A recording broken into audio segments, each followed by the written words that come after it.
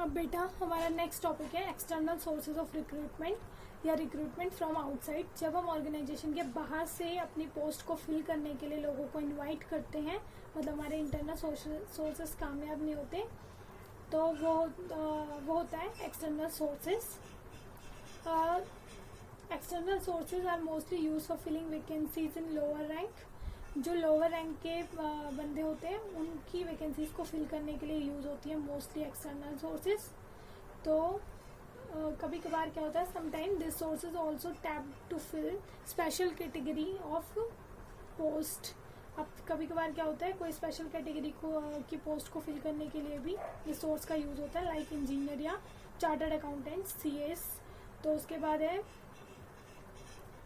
जो external sources है, external sources are more and varied as compare to the internal sources.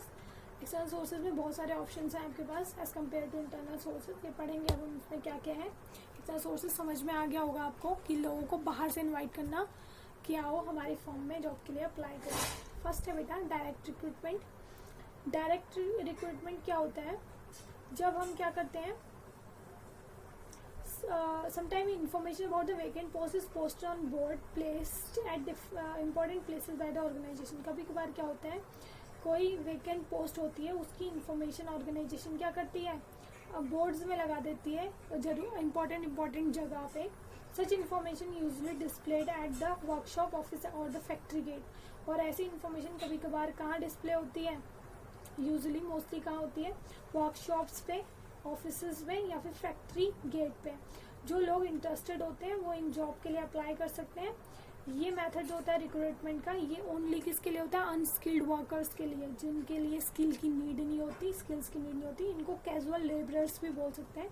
Labourers से तुम्हें पता चला होगा ये लोअर लेवल के क्या है, वर्कर्स हैं। आपकी जो मैनेजमेंट का लोअर लेवल था, उससे नीचे जो प्लेटफॉर्म एरिया था उसके वर्कर्स हैं। तो इनको डेली बेसिस पे वेजेस पे किए जाते हैं और इस मेथड में कोई एडवर्टीजमेंट की रिक्वायरमेंट नहीं होती हमें, इसलिए ये चीप होता है। अब समझ में आ गया होगा आपको। ये तुम्हारा लोअर रैंक के जो एम्प्लॉयज़ होते हैं उनको भर्ती करने के लिए हम ये यूज़ करते हैं इस मेथड को। इसके अंदर जो भी हमारी वैकेंट पोस्ट होती है उसके बारे में इंफॉर्मेशन प्लेस की जाती है, मोस्टली वर्कशॉप्स पे, ऑफिस में या फिर फैक्ट्री गेट पे। और जो भी इंटरेस्टेड होते हैं वो अप्लाई कर सकते हैं। That is direct recruitment. Cheap है ये क्योंकि एडवर्टीजमेंट नहीं होती। सेकेंड है बेटा कैजुअल कॉलर्स। कभी कभार जो क्या होते हैं, जो बड़ी बड़ी ऑर्गेनाइजेशन होती है, रेपुटेटेड ऑर्गेनाइजेशन, उनमें क्या होता है, जो कई टैलेंटेड और ब्रिलियंट लोग जो होते हैं वो क्या करते हैं, कंटिन्यू रखते हैं, चाहे वहाँ पोस्ट खाली हो या ना हो, वो क्या करते हैं कंटिन्यूसली उनको अपना रिज्यूमे भेजते रहते हैं, अप्लाई करते रहते हैं जॉब के लिए। तो उनकी एक लिस्ट बना देती है ऑर्गेनाइजेशन, जो भी जॉब के लिए अप्लाई कर रहे हैं उनकी वेटिंग लिस्ट बना दी जाती है, ताकि जब भी ऑर्गेनाइजेशन में कोई पोस्ट वेकेंट हो तो फट से उनको बुला लिया जाए। तो फिर इसमें ऐसे इस मेथड में यही होता है, जब हम क्या करते हैं, जब भी वेकेंट होती है पोस्ट, हम उस वेटिंग लिस्ट में से नंबर उठा करके कॉल कर देते हैं लोगों को। और इस मेथड में भी आपको एडवर्टीजमेंट की रिक्वायरमेंट नहीं होती। ये क्या होता है, ये भी चीप होता है। नेक्स्ट है बेटा मीडिया एडवर्टाइजिंग। ये आप बड़े अच्छे से समझते हो। मीडिया क्या होती है, television, magazine, newspaper, employment news etcetera. इन सब में हम क्या देते हैं, ऑर्गेनाइजेशन की जो हायर या मीडियम लेवल की जो जॉब होती है उसके लिए जो हम अट्रैक्ट करते हैं लोगों को, तो हम इन मीडिया के थ्रू देते हैं अपना एडवर्टाइजिंग। कि हमारे उसमें क्या लिखा जाता है, कितनी पोस्ट खाली है, जॉब का नेचर कैसा है, रिक्वायरमेंट कितनी है, क्वालिफिकेशन कितनी रिक्वायर्ड है, रेम्यूनरेशन कितनी रहेगी, ये सारी बातें उसमें लिखी होती हैं। तो ये है तुम्हारा मीडिया एडवर्टाइजिंग। नेक्स्ट है बेटा एम्प्लॉयमेंट एक्सचेंज। मैंने उस दिन भी बात की थी एम्प्लॉयमेंट एक्सचेंज की। तो एम्प्लॉयमेंट एक्सचेंज में क्या होता है, एम्प्लॉयमेंट एक्सचेंज होता है हमारा बेटा एक ये गवर्नमेंट का ऑफिस होता है। पहली बात तो गवर्नमेंट इसको सेटअप करता है, हर एक डिस्ट्रिक्ट में होता है एम्प्लॉयमेंट एक्सचेंज। यहाँ पे जो जॉब सीकर होता है, जिसको जॉब चाहिए होती है, वो खुद को क्या करता है, एम्प्लॉयमेंट के लिए रजिस्टर कराता है, अपना नाम और अपने अदर पर्टिकुलर्स देता है कि उसकी जॉब कितनी नहीं, उसकी क्वालिफिकेशन कितनी है, क्या क्या उसने कर रखा है, क्या पढ़ाई की है, ये सारे बारे में वो क्या देता है, वहाँ पे इंफॉर्मेशन देता है। अब कभी भी अगर किसी ऑर्गेनाइजेशन को एम्प्लॉयज़ की नीड है तो वो एम्प्लॉयमेंट एक्सचेंज के डेटाबेस से देख सकता है कि उसको कितने जो एप्लीकेंट्स वहाँ हैं, कौन से एप्लीकेंट्स उसके लिए क्या है एलिजिबल है ऑर्गेनाइजेशन की जॉब के लिए। तो जो हमारा मैनेजर होता है ऑर्गेनाइजेशन का, वो उनको बुलाता है, इंटरव्यू लेता है उनका और सिलेक्शन करता है एज पर दी रिक्रूटमेंट। और ये मेथड जो रिक्रूटमेंट का है मोस्टली किसके लिए फॉलो किया जाता है, ये फॉलो किया जाता है टाइपिस्ट की जॉब के लिए, क्लर्क्स की जॉब के लिए और पीएन्स की जॉब के लिए। इसमें हम क्या करते हैं, जो हमारा पर्सनल मैनेजर है वो इंफॉर्मेशन वैकेंसी की किसको दे देता है, एम्प्लॉयमेंट एक्सचेंज को दे देता है। तब आपका जो एम्प्लॉयमेंट एक्सचेंज के ऑफिसर्स होते हैं वो नेम एप्लीकेंट्स के जो रिक्वायर्ड क्वालिफिकेशन को फुलफिल करते हैं वो आगे पर्सनल मैनेजर को वापस भेज देते हैं। नेक्स्ट है बेटा प्लेसमेंट एजेंसीज। प्लेसमेंट एजेंसीज आजकल बहुत कॉमन मेथड है। प्लेसमेंट एजेंसीज प्राइवेट होती है बेटा, इनको कई लोग तुमने वैसे सुना भी होगा, कंसल्टेंसीज भी बोला जाता है इनको। यहाँ पे हम क्या करते हैं, यहाँ पे हम अपने रिज्यूमे दे आते हैं और इनके जो कॉन्टैक्ट्स होते हैं वो काफ़ी होते हैं इन प्लेसमेंट एजेंसीज के। यहाँ पे रजिस्टर कराने के बाद अपनी सारी इन्फॉर्मेशन रिज्यूमे वगैरह देने के बाद ये क्या करते हैं, इनके नोन में हम भी हैं जो एम्प्लॉयमेंट सीकर है, जो जॉब सीकर है मतलब जिसको जॉब चाहिए, और इनके नोन में एम्प्लॉयर भी है। तो जब भी एम्प्लॉयर को एम्प्लॉय की ज़रूरत होती है, एम्प्लॉयज़ की ज़रूरत होती है, वैकेंसी होती है, तो वो इन्फॉर्मेशन वैकेंसी की किसको दे देता है, प्लेसमेंट एजेंसी को दे देता है। और प्लेसमेंट एजेंसी के पास ऑलरेडी बहुत सारे एप्लीकेशंस होती हैं जॉब की, तो वो उनको क्या करा देता है, मीटिंग करा देता है उनकी। तो सीधी सी बात है कि जो हमारा ये प्लेसमेंट एजेंसीज है ये क्या करती हैं, ये बैलेंस बनाती हैं डिमांड और सप्लाई के बीच में। अगर तुम्हें प्लेसमेंट एजेंसी के बारे में ज़्यादा इन्फॉर्मेशन चाहिए तो तुम्हारे घर में जो बड़े हों, जो जॉब कर रहे हो आजकल प्राइवेट जॉब, उनसे पूछना, वो बताएंगे तुम्हें, इसका प्रैक्टिकल एग्जाम्पल मिलेगा तुम्हें वहाँ पे। प्लेसमेंट एजेंसी क्या होती है, रजिस्टर भी कराती है और बाद में सैलरी का कुछ परसेंट भी लेती है बेटा। नेक्स्ट है बेटा मैनेजमेंट कंसल्टेंट और हेड हंटर्स। मैनेजमेंट कंसल्टेंट्स, इनके थोड़ा नाम से क्लियर हो रहा है कि ये क्या करेंगी, ये फॉर्म्स है मैनेजमेंट कंसल्टेंट, बहुत ज़्यादा आजकल अवेलेबल है मार्केट में। ये फॉर्म क्या करती है, ये एक्सपर्ट होती है किस चीज़ की, मैनेजर स्टाफ को रिक्रूट करने में एक्सपर्ट होती है। अगर कोई मैनेजरियल पोस्ट खाली होती है ऑर्गेनाइजेशन में तो हम इनकी हेल्प ले सकते हैं। इन फॉर्म्स के पास ऑलरेडी बहुत सारे सुटेबल कैंडिडेट्स मैनेजरियल पोस्ट के इनके कांटेक्ट में होते हैं, तो जब भी डिमांड आती है इनके आगे तो ये ऑफर करते हैं उन कैंडिडेट्स को ये सारी post for rendering their services, अपनी सर्विसेज देने के लिए क्या लेते हैं, कमीशन लेते हैं। उसके बाद है ये कौन सा एक काम और करते हैं, एडवर्टीजमेंट करते हैं ये जॉब की, रिक्रूटमेंट की। जब रिक्वेस्ट करो इनको, मतलब जैसी आपको रिक्वायर्ड हो, इनको अगर आप चाहो तो इनको एडवर्टीजमेंट दे सकते हो। नेक्स्ट है बेटा कैंपस रिक्रूटमेंट, कैंपस प्लेसमेंट भी कहते हैं जिसको, तुमने ये भी सुना होगा, कॉलेजेस में होती है ये। आप इसका एग्जाम्पल भी अगर आपके कोई बड़े भाई बहन कॉलेजेस में पढ़ रहे हैं उनसे पूछ सकते हो, प्रैक्टिकली तुम्हें वहाँ से ज़्यादा अच्छे समझ आएगा। लाइक जैसे मैं कॉलेज से पढ़ रही हूँ और जो इसमें क्या होता है, जो अपनी हायर स्टडीज़ की लाइक ग्रेजुएशन या पोस्ट ग्रेजुएशन के फाइनल ईयर में होते हैं, उनके लिए बाहर से कंपनीज आती हैं।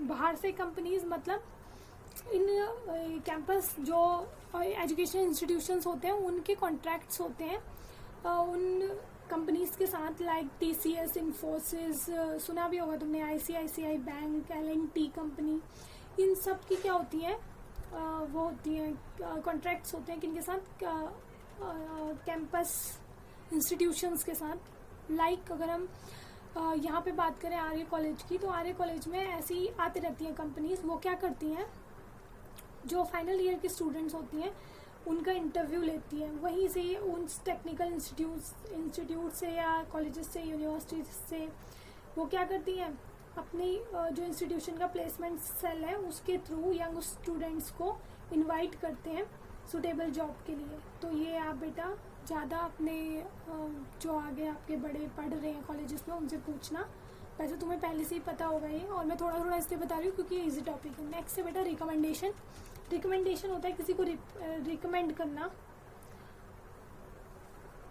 कभी कभार क्या होता है, एम्प्लॉयर एम्प्लॉय रिलेशन को क्या इस्टेब्लिश करने के लिए, अच्छा बनाने के लिए समटाइम्स क्या होता है, manager recruit people on the recommendation of their existing employ.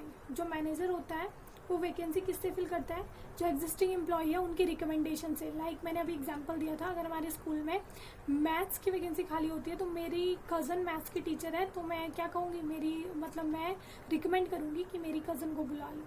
तो ये होती है रिकमेंडेशन बेटा। जब हम प्रेजेंट एम्प्लॉय के ही नॉन के बंदे को ले लेते हैं तो इससे प्रेजेंट एम्प्लॉय क्या होता है, एनकरेज होता है और उसका कंप्लीट कंट्रोल होता है न्यू एम्प्लॉय पे, क्योंकि वो उसको पहले से जानते हैं। नेक्स्ट है बेटा लेबर कॉन्ट्रैक्टर्स। ये एक लिंक होते हैं between the labourers and managers.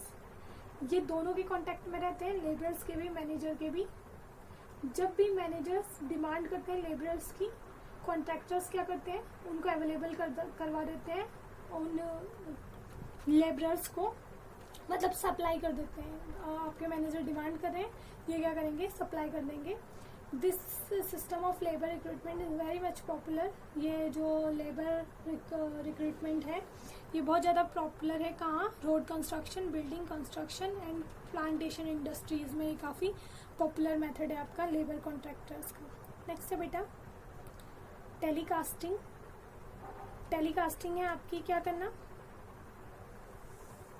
कभी कभार क्या होता है जो आपकी बिग ऑर्गेनाइजेशन है, बड़ी ऑर्गेनाइजेशन है, वो किसको प्रेफरेंस देते हैं, टेलीकास्ट करने को कि जॉब रिक्वायरमेंट उनकी क्या है।